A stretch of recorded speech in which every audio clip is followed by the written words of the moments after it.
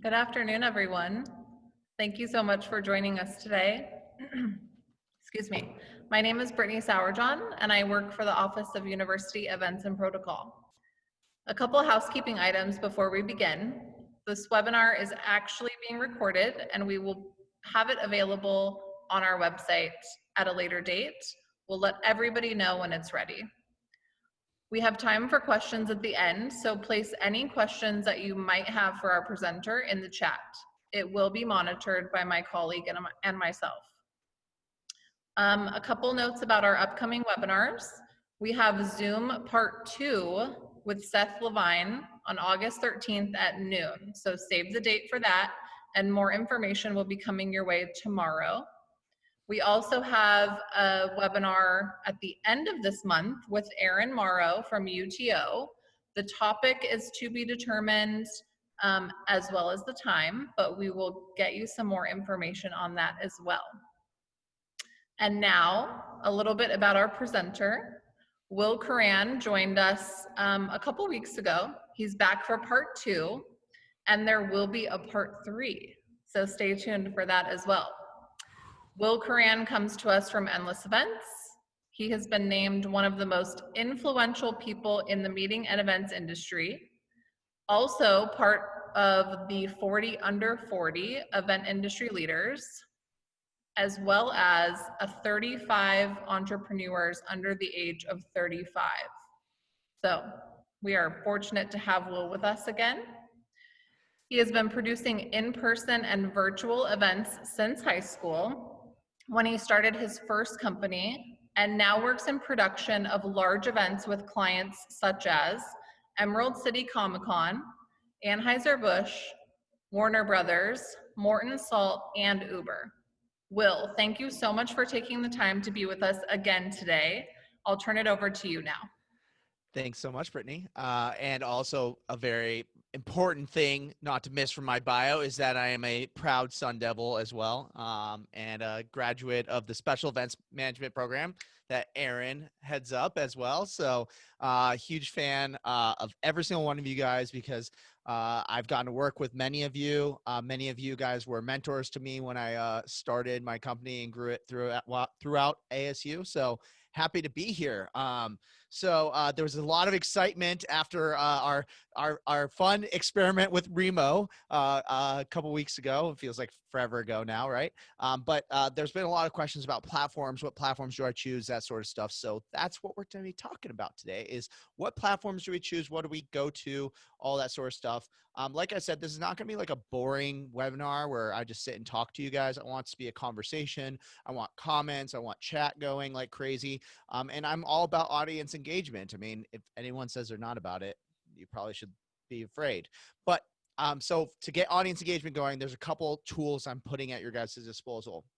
First is that there's the reactions within Zoom. Please feel free to utilize those throughout, especially the one that is go slower, because as you guys know, Will talks so fast. I'm just, please, like if you need me to slow down or repeat anything, just like feel free to let me know, The next thing as well when it comes to it is the chat. That's pretty obvious. We have that chat available. Please use that to collaborate with your colleagues, talk about ideas, say, Will, that's stupid, whatever you want to use. I'll be looking at the chat there in the entire time, and then we'll be using it for Q&A as well.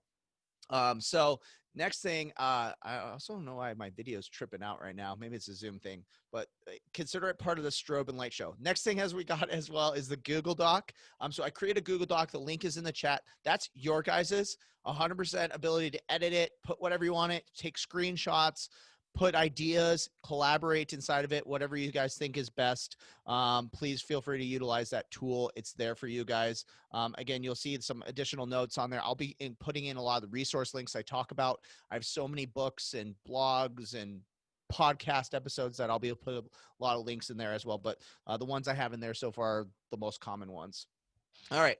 So I need to know if you guys are ready to go. You guys ready to rock? So let's start by, let's put your favorite onomatopoeia in the chat if you're ready to rock. So an onomatopoeia is like a wow, kazam, pow, a sound that also looks like the way it's spelled. Put that in the chat if you're ready to rock. Favorite onomatopoeia. I told you guys, this is not like sit back and check my email. This is going to be Will's going to be like getting you super engaged. A woo, a woot, a zonk, a boom. Oh, that's a good one. Pew pew. I like that one. Zoom. Ding dong. That's a good one too. Woo! I like that. Wow. Oh, lots of wows. I'm okay. I haven't even said anything. You guys are already wowed so far. All right, fantastic. All right, let's get rocking and rolling into the content. A lot of this is me just freeform sharing you guys advice and stuff that I have for those who don't know. So we do event production and meeting management for virtual events. So when it comes to doing this stuff, we're helping clients pick platforms. We're the ones who get all the technologies together for the clients and stuff like that. So we, at the beginning of time, basically had to do the same process you guys had. The only difference is we looked at probably 1,000 platforms for when it comes to everything. So what I want to do is, instead of saying, here's the platform use, right? Because at the beginning, especially, a lot of people love to say that. Instead, what I would rather do is empower you to find the way to find those platforms, and then also as well to know which ones are the best ones to go. So, all right, you guys are ready to go. Let's dive into some content. So, the important thing to know is that you guys aren't alone. Everybody's making this transition, right? Like, we're a couple months into this, so everybody kind of knows that already at this point. But it's important to know that there's been a lot of success already in making this transition. I created this PowerPoint deck and this conversation a couple months ago, so some of these might even be considered dated now at this point. But the recommendations I recommend checking out is things like, for example, the Institute of Internal Auditors has been done a ton of success when it comes to converting their internal events into virtual events. Also, check out Cisco, which is like one of the big technology providers, right? Everyone's heard of Cisco before. And then also, if you're looking for another one as well, check out the Ohio Safety Congress and Expo. They have a lot of success as well, converting. Great examples of what's converting in person into virtual as well. Also, a lot of people love to ask me what are other great examples of virtual events. More recently, in the last week, I recommend checking out Tomorrowland and what they did as well. It's a music festival, so it's obviously not like a business conference or anything like that, but it's a really great example of how you can get, millions of people to pay for an event that, what's the difference between an online music festival and listening to Spotify? Right? Like, what is the difference? Tomorrowland showed that you can create value beyond that and make money while doing it as well. Another great example that I recommend checking out is check out Samsung's Unpacked event from, I think, yesterday, actually. They had a great live stream with really high production value. It just gets you thinking as far as like, how can you turn something that is very one way into an engaging experience throughout as well. You literally, examples of virtual events that you can create awesome things like, for example, digital conferences, right? Like with breakout rooms, you can do general sessions, you can have networking, things like that. You can do digital hackathons. I actually participated in a hackathon a couple months ago where literally it was 100% virtual. We never met in person, and we developed a virtual event literally in the span of like 4 hours together on there as well. And then the most common one that we all know and love is the digital happy hours, which are like running rampant at the beginning of COVID. But the idea of just bringing people together, super duper possible when it comes to converting from physical to digital. All right. So let's start with the first option. We're going to start from simple to more complex. So we're going to talk about self-serve options, right? So this is good for small to mid-sized internal meetings and things like that. So great examples of a platform for this is like Zoom, right? We're all used to Zoom at this point for, 8-person meetings, 12-person meetings, just need people to talk to each other, share some PowerPoint, do all that sort of stuff, right? Like Zoom's pretty obvious. Even, I think, service options like Remo, which was what we used last time when we were all together, are great for these self-serve options. They have a very much a self-serve model that literally you sign up, you pay for it, you take care of it, boom, done. It's all on you though to be able to do it. And that's kind of like the competing accesses you're going to have right now.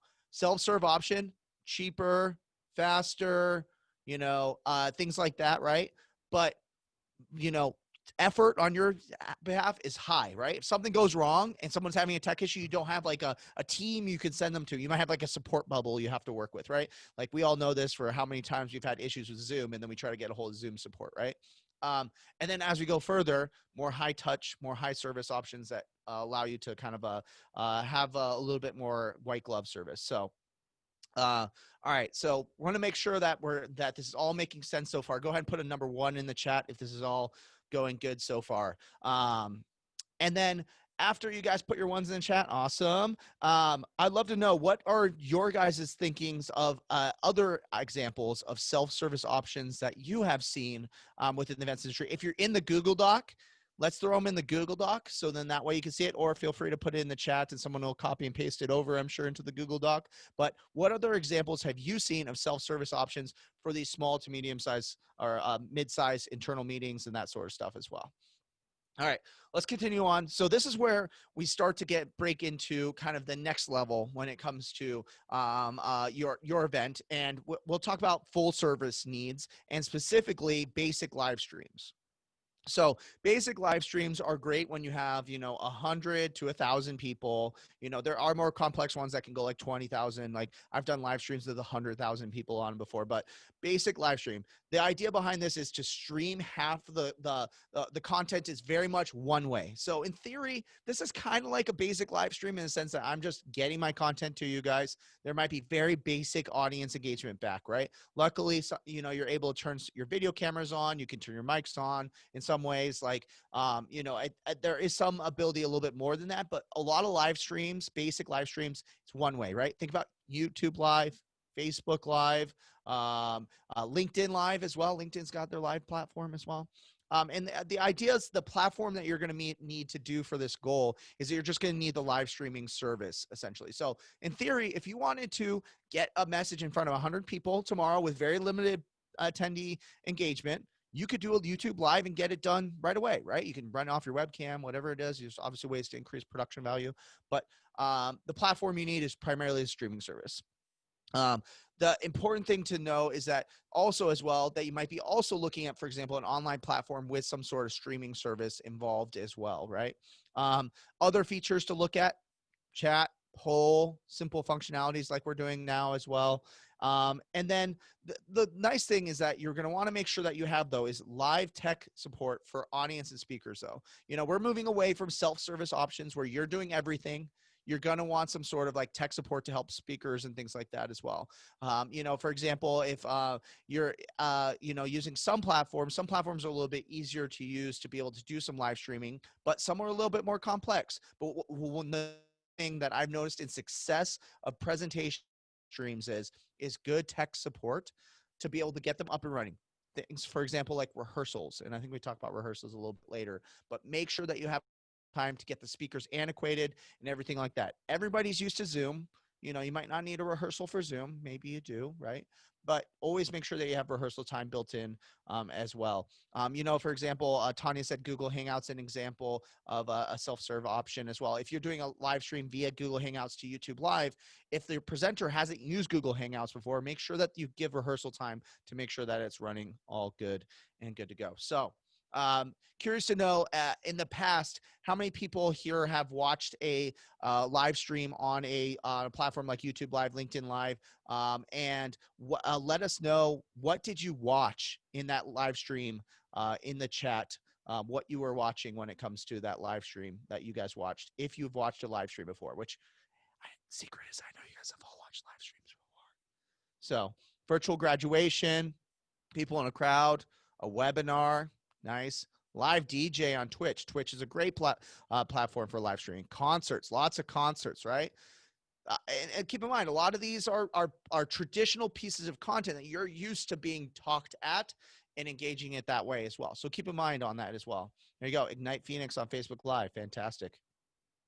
All right. Good stuff, guys. All right. Let's move on. The next level of full service needs when it comes to virtual events is your standard virtual event. So this is when you start to push into audiences of 250 plus. You're starting to get a little bit bigger, right? Like, because Zoom can put 100 people in a meeting if you necessarily need to. You can do some breakout rooms in Zoom, but this is when you're like have way more people that you have to manage and they have to go do a lot of other things. So the goal of these is to take elements of a physical event and bringing it fully digital. Things like breakout rooms, networking, things like that, right? So your needs that you're going to need for a platform is that you're going to need a streaming service, because if you're doing like a general session or something like that, you're still going to need that streaming service to present that content, right? You're going to need some sort of exhibit space in the platform, right? you're going to need some sort of engagement functionality. So for example, Remo is just a piece of that engagement functionality. And then the biggest thing that you're going to want to make sure you get to is robust reporting as well. Full service live streams, they're going to give you some data, right? But if you're spending, now you're starting to spend a little bit more money, there's a lot more service involved. Get more reporting when it comes to it as well. And we'll talk about things that I think that you should look out, but reporting is necessary, guys. Like, there's so much data you have available in terms of engagement, in terms of how much time were they actually watching the content, which sessions they went to, that sort of stuff. Things that you're going to want to look, again, an online platform for with streaming capabilities. You're going to want to look for multiple functionalities of engagement: polls, chats, surveys, the ability for attendees to share things in social media out from the conference system, right?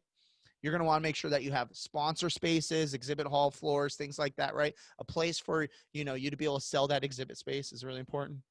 And again, make sure that you have live tech support day of, that you have a team managing you have a production team who help do rehearsals, make sure everything runs really, really well, and everything like that. So I would love to know in the chat for this one, has anyone here attended a more full-featured virtual event where it wasn't just watching a live stream, but was like attending breakout rooms, there was networking involved, things like that? Go ahead and post in the chat what you attended with that kind of event, and I'd love to hear from it as well. And if you haven't attended one of these before, let me know in the chat too that you haven't attended a standard kind of virtual event with a more of a large scope of what's going on. So awesome. Never attended, haven't attended yet. Nope, haven't attended. Oh, a lot of haven't attended yet.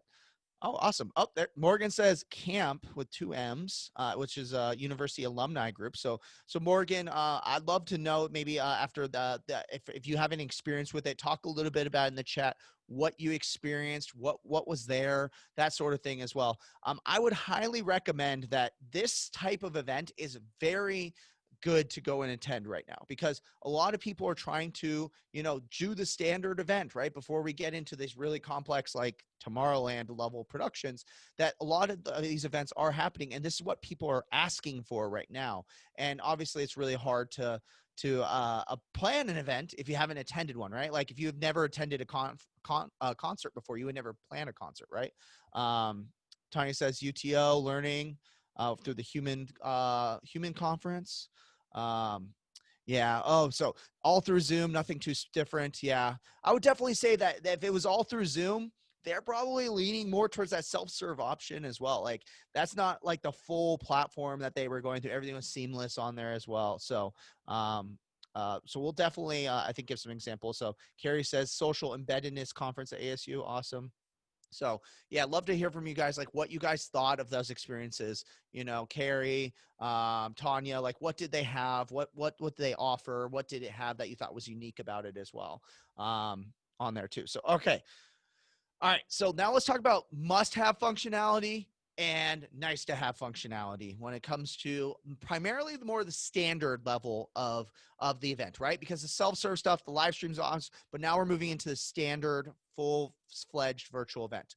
So here's the must-haves. You need to have some sort of registration system, right? Why is this important? First, you want to collect data on your attendees because you want to be able to find out information about them. Where are they coming from? All these things like that. If you're charging for the event, obviously you need a way to charge them, right? But it's also important because this is also the key that is going to give them the lock to get into your event, the barrier to entry to keep people from going in, going out, right? You didn't go to every single event that ever happened because no one likes a party crasher, right? That's the same idea when it comes to this as well. Make sure you have a good registration process involved. We talked about tech support. It's got to have full tech support. We know this stuff isn't easy. We know that things go wrong. Let's make sure that you have a tech support team there for you. I also recommend a dedicated project manager or at minimum a full-fledged platform training. And I'm not talking about, hey, here's a help doc, learn it on your own, but more so like something hands-on that shows you setting it up, someone who can check in on you, that sort of thing as well. But either the full platform training or a dedicated project manager. And then also chat engagement features, right? Chat's kind of like the bare minimum you got to do. So when it comes to engagement systems, think about other things like the ability for people to move around tables, people to emoji react, right? The ability for people to turn on their videos and talk to each other. You got to have streaming supports as well, whether it's through natively in the platform or if it's through, for example, a third-party iframe embed, taking a Facebook Live and embedding it, for example. You want to make sure that you have password and profile security. Again, like even there's a lot of these platforms who are like, yeah, you register, but then they redirect you to another page that you could just copy the URL and send to your friends. Make sure that it's all password protected and locked all the way through when it comes to your registration system. You also want to make sure that there's pre-record and DVR functionality. So pre-record meaning that you can do simu-live or even just pre-recorded. Like, hey, you can go watch the session. It'll be available in 5 minutes, but it's already recorded. This reduces risk. It allows you to tighten up that content that might be a little bit more boring by doing some editing. Or, it also allows you to, for those presenters who maybe can't make it to your conference, you can still have them have exclusive content as well at your event. Another thing, DVR functionality. The idea that if a live stream is going on and someone shows up half an hour late, can they go backwards to the beginning and then just start watching it from there? Or do they have the ability that, once they do that, can they just skip forward through stuff as well? This stuff is really, really easy through live streaming, by the way. If your platform doesn't have the ability to do this, like push them and, maybe find another platform too. Next thing as well, recordabilities. You need to have the ability to record every piece of content that's happening on your platform. All presentations, all breakout sessions, all, whatever it may be. Make sure you can record all of it. And why is that important? Because you can turn this into a massive video library. So let's say, for example, it's $5 to attend your conference. Sell it for $2.50 that someone can watch all the content afterwards, not live, right? We talked about analytics. That's so important to get that great analytics. So that way you can find trends. Before, if you wanted to track your attendees at an event, you had to stick wristbands on them or do RFIDs and badges. Now you can track everything anyone does on a page, how long they spent there, what the exhibitors did they visit, did they actually enjoy it? You can put sentiment analysis on all the pages, get that data as well. And then the last one for me is an open API or integrations. If you don't know what an API is, it's essentially the ability to connect apps to other apps. Why is this important to me and having full integrations is that no platform can do it all. There's no like one platform rules them all, like one ring to rule them all. If anyone says that this is the best platform and it does everything, there's something missing. I say that not even just with the platforms, which this market is so new and so fresh, right? Like, we talk about it a year ago, virtual events represent like 1% of the market. Now it represents 100% of the market in, 6, 7, 12 in Arizona, maybe never months. Whenever we come back to in-person events, we are going to still crave virtual experiences. So that means money is getting pummeted into this market. It's growing like crazy. So with that being said, there's no perfect platform. This platform's and then the industry is not even that solidified. But even if you look outside the industry, I look at software in general. There's no like perfect CRM. There is no perfect like video conference tool, right? Like there's no perfect anything when it comes to software. So that's why you want integration. So then that way you can have other pieces to fill in the gaps of where they're not good. All right. Now we're going to move into the nice to haves, right? Those are the must haves. You got to have it in your platform when it comes to it.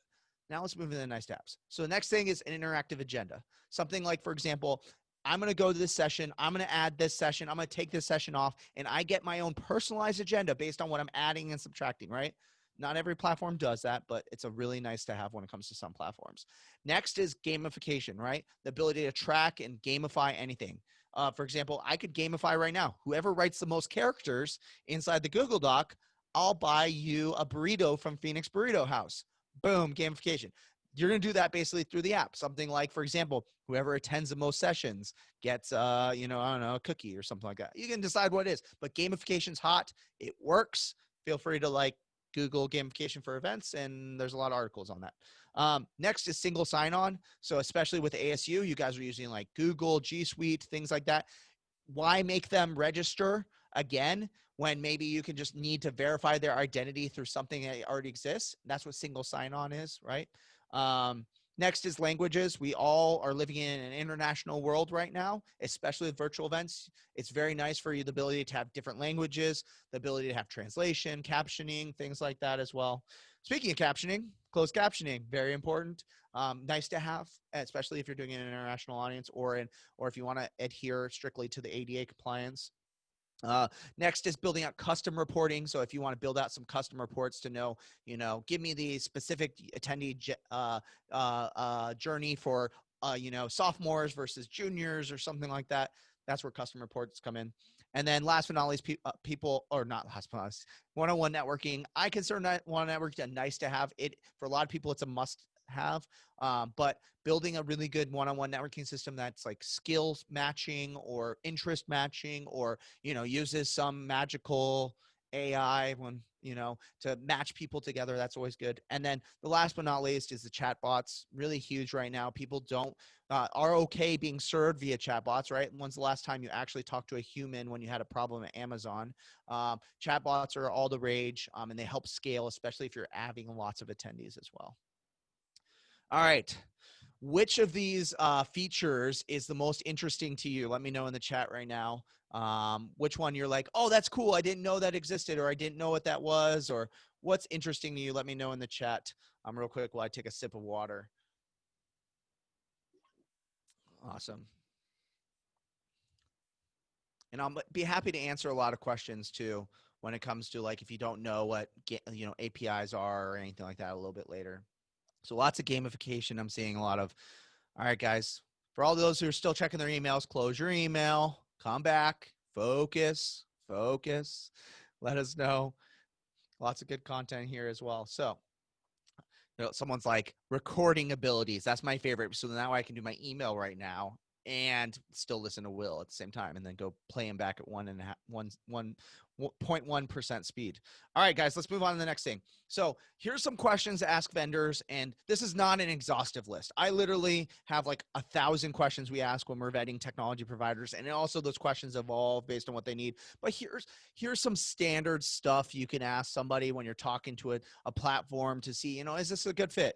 So one thing, what's the standard reporting that you're using for your digital events? Like what does a standard report look like? Show me a couple examples of what they look like with a lot of people, not a lot of people, that sort of stuff. Is it getting the data that you need? Important to know what types of registrations or e-commerce processes do you have in place, right? What is it possible that you can have it so based on their skill select it, change their profile? Can I customize somebody's profile? Do I have the ability to set up payment plans for people? Whatever that may be. What kind of sponsors, show floors, or activations can be included in the digital environment? So talking about how can sponsors be activated in your platforms is huge, right? We all rely on a lot of sponsorship dollars. Can the platform be accessed from multiple devices? This is such a great question. I actually should have put this on my must-haves list, but your system needs to be able to be responsive. They need to be able to cast it to their TV, right? They need to be able to look it on their iPad or their laptop or their phone, right? Talking about what sort of platforms that they can utilize on. If you're okay at just being on computer, that's cool, but just be prepared that some of your attendees are going to be like, where's the iPad app, right? Capture and record, we talked about that. Also editing services. This is where like a production company really helps a lot of, like, what happens after all the recordings are done? How soon do I get them? That sort of thing. I have heard platforms say, oh, the recordings will come in a week after the event because we have to process them all and this and that. Yikes. Like a week after your event, people have moved on, right? Like who knows what's happened? Like Chick-fil-A could have come out with a new sandwich by then and distracted everybody. Who knows? So make sure that you get that recording ability, and then see if there's like editing services as well. Because the last thing you want to do is become a video editor if you're not one, editing breakout sessions and like literally adding an intro logo and an outro logo times 100. I'll tell you right now, I have editors who have to do that stuff. It is a grind. And last but not least, what does the support look like? Especially talking about like what happens? Are you prepared for this? One thing when I actually create this presentation, I would add to this question is, are you prepared for my event plus all the events that you have going on as well? Because I'm hearing a lot of platforms right now say, I'm sorry, we can't handle any more clients. See you later. So that's something to be aware of as well. I've seen platforms at the contract stage. We're about to have clients sign the agreements and they say, no, we're at capacity as well. So that's something to be very, very aware of. All right. Well, before we do that, what sort of questions would you think that you would want to ask when it comes to vendors of technology platforms, or maybe one that you did work that you really like? What sort of questions would you ask as well? Crystal says number 4 is very important to know. Yes, definitely. I would agree. Definitely the multiple devices. So let me know in the chat.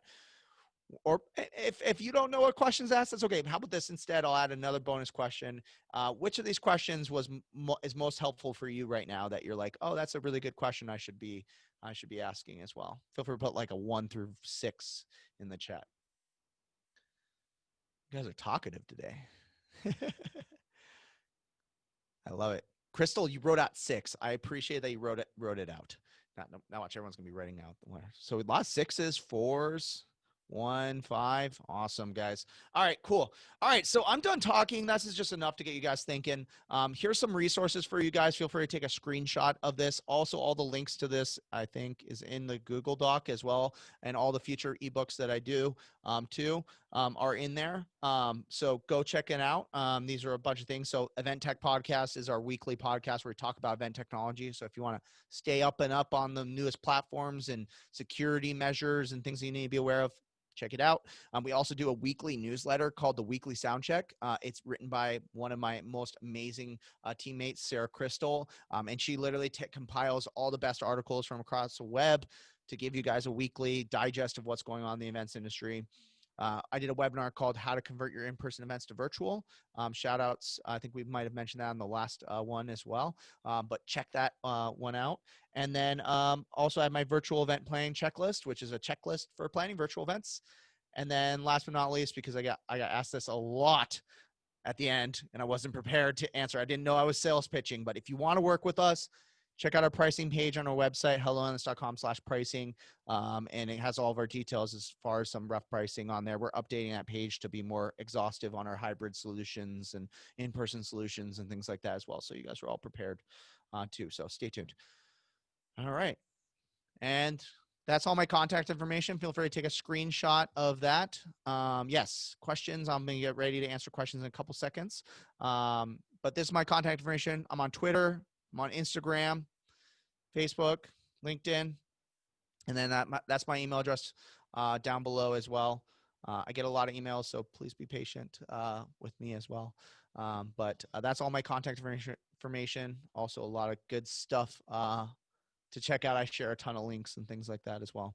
I'll include a link to the Google Doc, just since it looks like a couple attendees are missing out of the Google Doc too. So feel free to check that out. I'll post some links as I keep having some more. But go ahead and give me all your questions that you guys got, and I'll stop sharing my boring PowerPoint.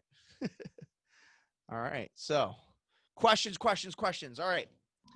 I try to answer all these questions for you guys as well. Hey, Will, right.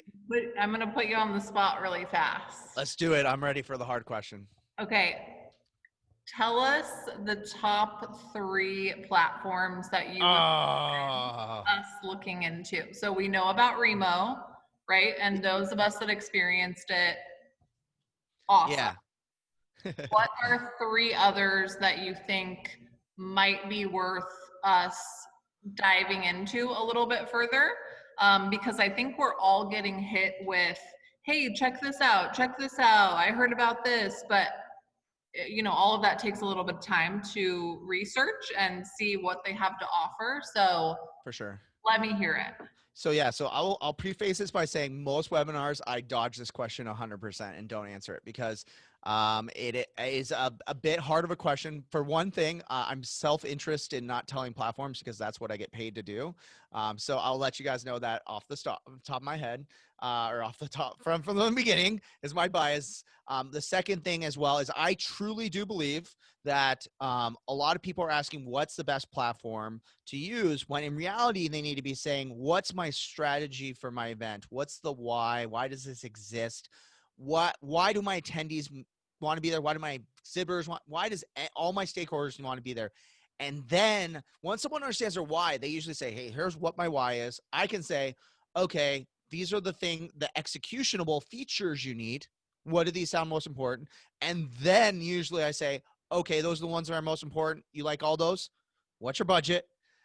Then it's Okay, I have an idea of some platforms I can share with you. So Okay, with so that being said, I can give my my kind of my top three to give some examples no, too. no, I think that's great because Oh, now everybody needs to tune into part three. oh yes, that's true. Because part three, I am going to talk about the strategy and why is more important. It's funny, we kind of did a little bit backwards, but we're going to start with why very hugely on the next one. Because for those who don't know, I spend most of my time doing strategy with clients, so I'm not talking about like what platform to use. That's also why one reason why I don't answer the questions, because my team changes their mind on platforms because they get better and worse all the time. But then the why conversation we do at part three is going to be awesome. I forgot that I was doing Yeah, that. there we So go. yeah, so definitely go check that out. So to answer your, do you still want me to answer the platform question? No, Okay, no. All right, there's the tease. I will say that I will give an answer that helps people in deciding too. okay. That whatever platform someone says this is the one to check out, if they don't fully understand your event, they could be setting you up for big disastrous results. I will tell you right now that there again, there's no perfect platform. There's platforms that are great for one-on-one networking. There are some that are really great for many to one. There's some that are great to be continued into like a learning management system for long-term engagement and content and things like that. There's some that are just damn easy to set up, so they're really inexpensive. There's some that are really expensive and they look beautiful, right? Like, so there's a lot of different features that kind of come into it. And I would say right now that even if I did tell you a platform that was good, I told people platforms at the beginning of March that were great that we think are the worst platforms in the world now. That like we're like, wow, this one they just didn't catch up. They didn't something leapfrogged it. And I'll tell you right now, I talked to so many technology providers that they're like, there's so many people who are building new stuff that like I think a year from now, like the market's going to look totally different too. So whatever you do, don't sign a multi-year contract for sure. So Okay, that's great advice. So we're good with that. cool. Um, All right. you want me to read you the questions or Yeah, yeah. Let's have a conversation. I'm cool you're with right? whatever's best. Okay, so do you have any suggestions on software for career fair type of events? We have been exploring different options to be able to have one-on-one interactions with students and employers in a smaller room. Hmm. I'm gonna. I don't know this person's name. I usually like to like address people specifically by name. That's a big audience engagement tip for everyone, by the way. Is that like, for example, if you see someone in the chat, addressing them by name is huge. But I'm guessing we're gonna call you Jay for now. You can be There we go. Jay. So Jay asked that.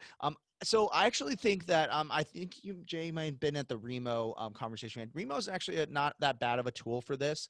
I like it because you can have each person sit at a table and then people can move around, kind of like they do at I'm totally forgetting what's the first week of school and everyone does it. Scott, we have a very specific name for it. What's it called? Someone who plans that event. Orientation, but what's it called? There's like, it's called the when you end up going through like the MU and then you end up going through the SRC to get like all the passport. Yeah, there you go. As you passport.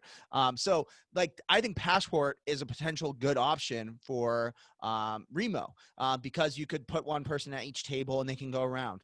The only problem you run into, as you guys saw, is that there's a maximum number of people that can sit at a specific table. So if, for example, everyone wants to go see the Snow Devils, and which is by far one of the biggest organizations, right?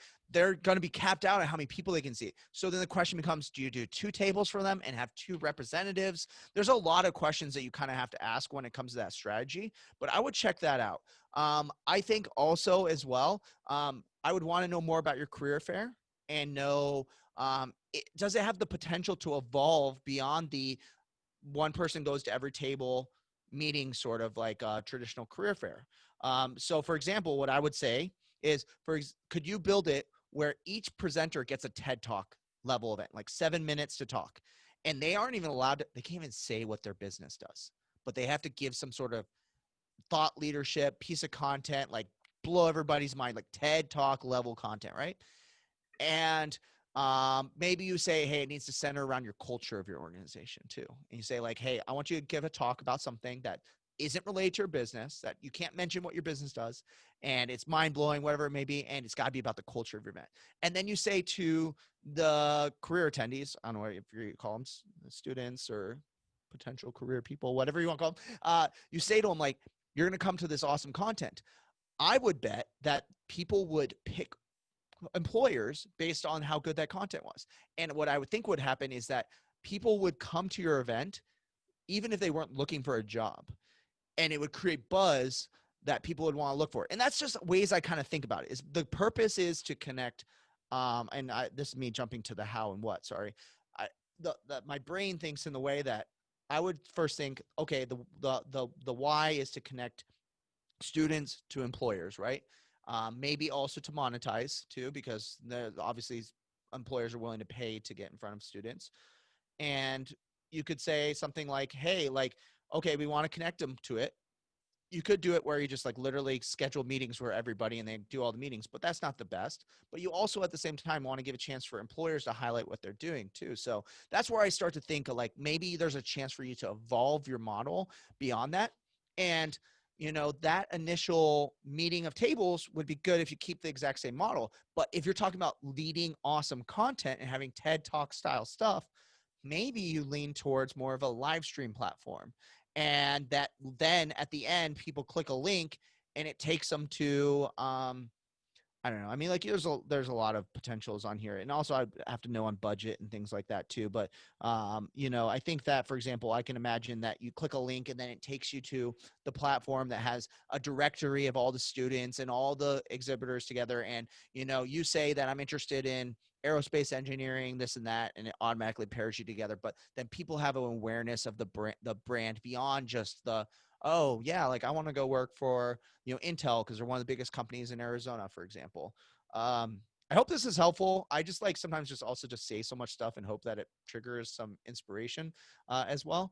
But I would look into that. I would probably look into like some sort of network based, attendee interest based, customizable platform too, because I'm imagining students want to say what they're interested in, and exhibitors, aka employers, can say the types of people they want to meet that they're interested in, and then pairing those people together could probably be really successful. So, for example, like I'd love to meet all the students that like are in Aaron's program in the special events management program. If they say special events management is one of their interests, I would love to. I don't care who they are. I'm happy to sit down and talk to them. And I would also just continue to push your exhibitors to think bigger picture, more value for the attendees, rather than like, this isn't just a job to sell the students, but maybe, for example, turn into a mentoring activity as well. So I hope that gives some sort of ideas as well. You are very welcome, Jay. I hope that'd be awesome if that's actually your name. But I hope that's very, very helpful as well. So. Okay, Linda asks, where can I access a licensing agreement example or for digital policies? Yeah, so what you're looking for, there's two pieces of the agreement process. I'll tell you this because I literally spend my entire weeks sitting in meetings with lawyers going over agreements with people, but you're looking for two types of agreements.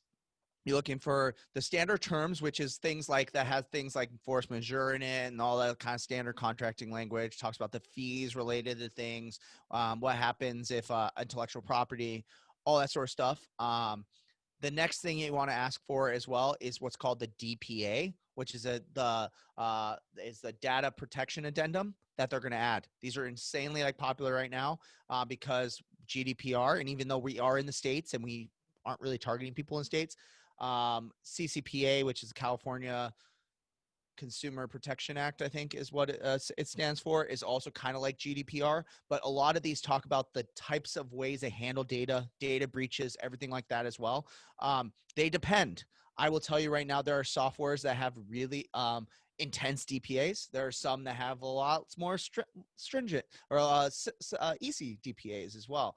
But ask them for their standard terms and their DPA as well, because a lot of what you guys are doing is contracting for larger systems. I would recommend that if you are talking to them, this is my suggestion because this came across as an idea as well, is that if you guys think this is a good system or software you're going to use and multiple people at ASU are going to use it, like this whole group would use it, I'd recommend talking to them about like an enterprise level account that like allows unlimited events or something like that as well, and try to negotiate it at that level. There's a lot of economies of scale when it comes to software stuff that can be really, really helpful.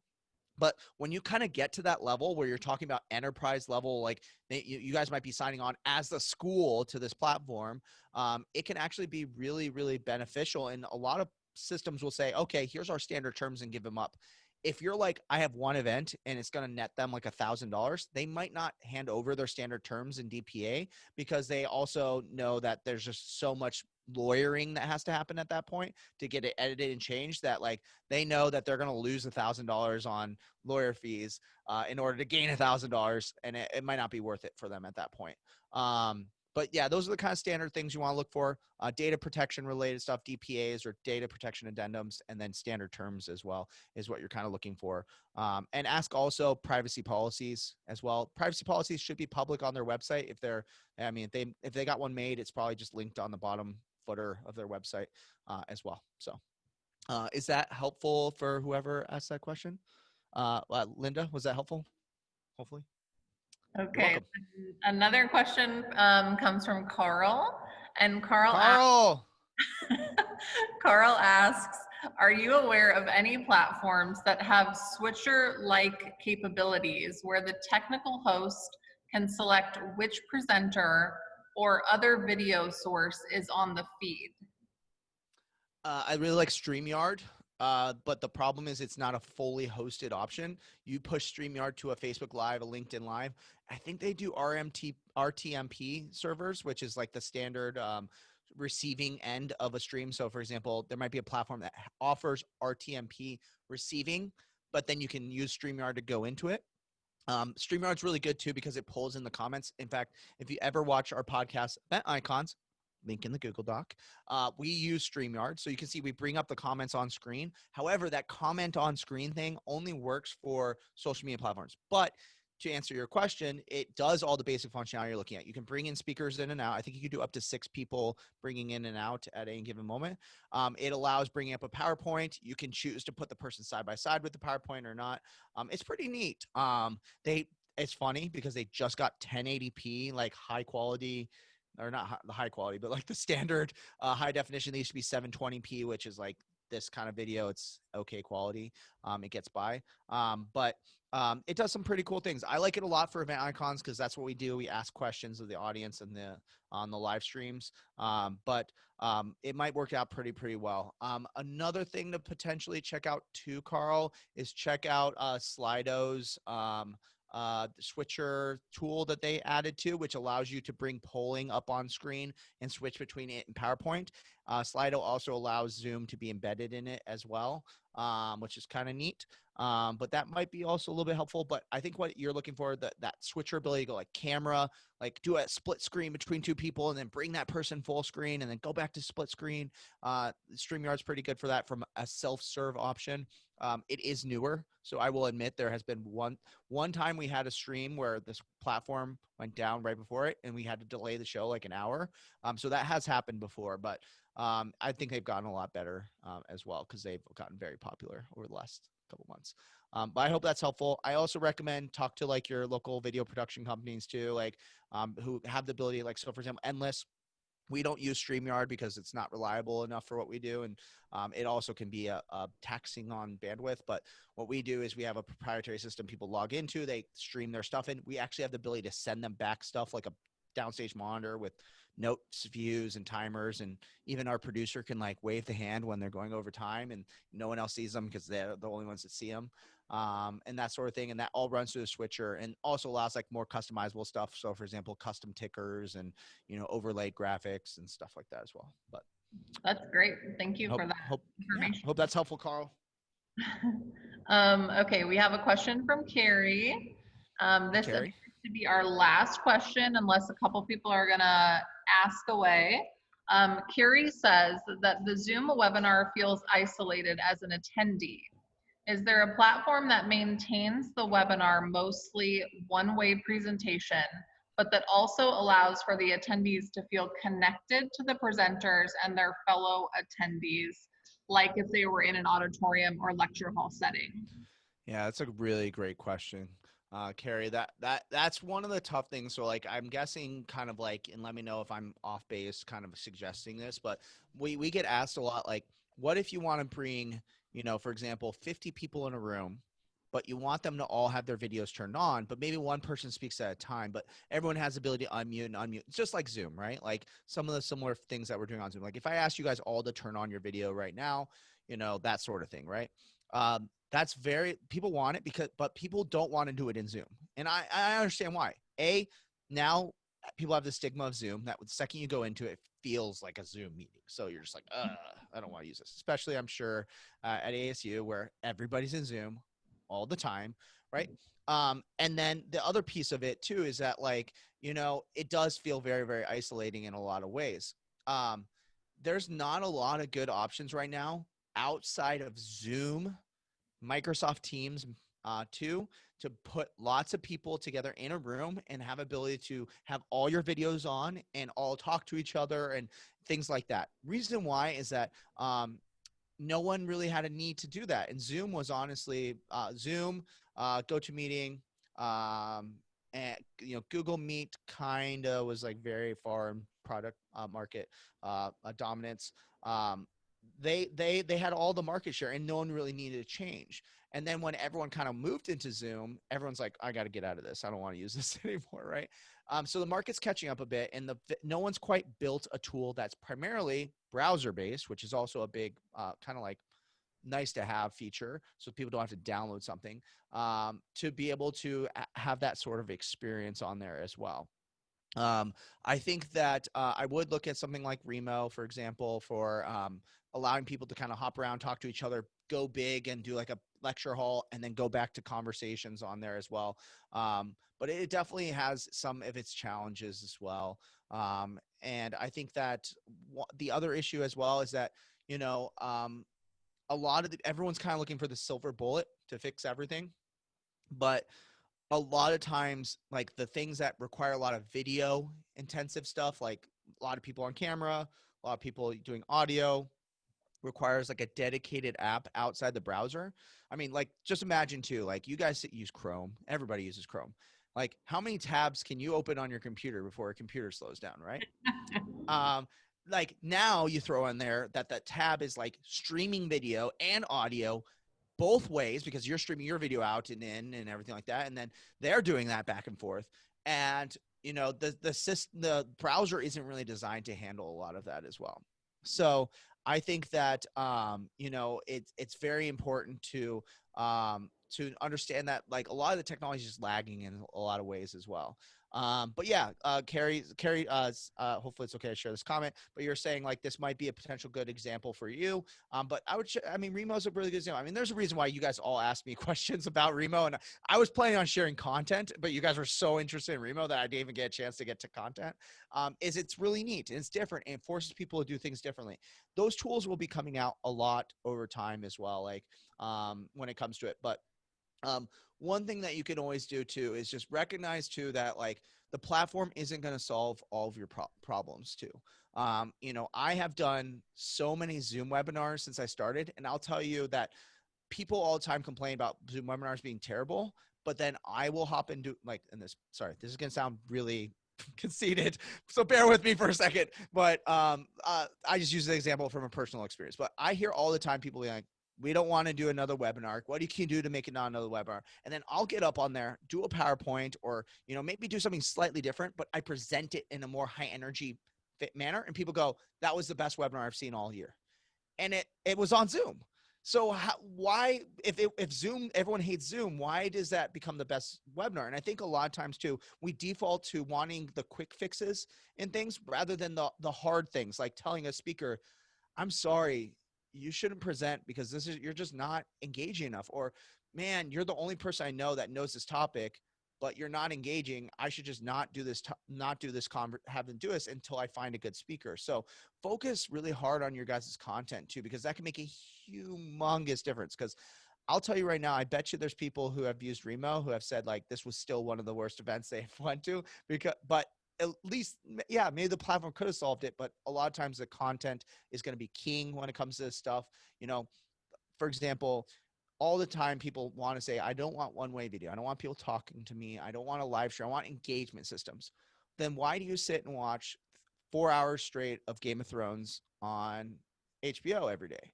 It's one way. HBO doesn't talk back to you. You don't get to like emoji react on it, right? You probably don't post on social media saying, oh my God, Jon Snow did this week, right? But we do it all the time. And the reason why is the production value is high. It's an engaging story. It's engaging content. So start with that. And that will solve a lot of your problems as well. So I think that's a great point, Will. I actually was listening to a webinar last week and they did a poll question about like, tell us what you think makes a virtual event the worst. What blew it out of the water was presenter. You know, like presenter being engaged, that was top. All of the I mean, I think 96% of the people on chose that topic. totally. So that's a great point. Okay, we don't have any more questions. No questions from anybody. No more questions, but you know, we have 3 minutes, so we're gonna give people back 3 minutes of their time. Woo. And Will, thank you so much for joining us for part two. Part three, we're staying tuned for part three, so we'll send out all that information. Thank you so much. Have a great day, everybody. I'll post a link to the Google Doc one more time for everybody to have my contact information. Just feel free to reach out. And part 3 is going to blow your mind, so be ready. Thanks, Will.